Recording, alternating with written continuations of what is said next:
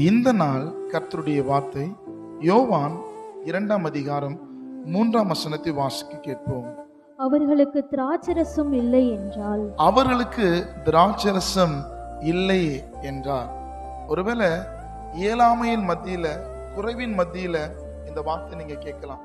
அன்றைக்கு கல்யாண வீட்டுல திராட்சரசம் குறைவாயிடுச்சு.